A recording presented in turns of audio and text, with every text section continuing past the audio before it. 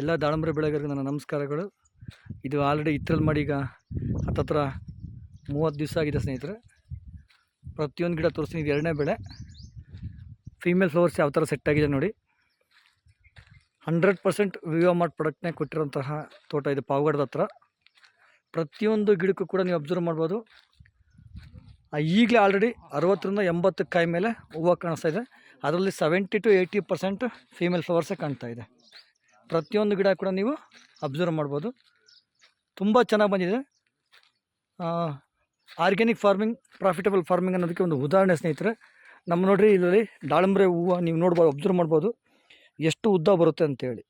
ನೋಡಿ ಎಷ್ಟು ಉದ್ದ ಬರುತ್ತೆ ನೀವೇ ಅಬ್ಸರ್ವ್ ಮಾಡ್ಬೋದು. ಯಾವಾಗ ಅತಿ ಹೆಚ್ಚು ಹೂವು ಉದ್ದ ಸೆಟ್ಟಿಂಗ್ ಆಗುತ್ತೆ, ಕಾಯಿ ಗಾತ್ರ, ಸೈಜು, ಕೀಪಿಂಗ್ ಕ್ವಾಲಿಟಿ ತುಂಬ ಚೆನ್ನಾಗಿ ಬರುತ್ತೆ ಸ್ನೇಹಿತರೆ. ತುಂಬ ಅದ್ಭುತವಾದ ರಿಸಲ್ಟ್ ಬಂದಿದೆ.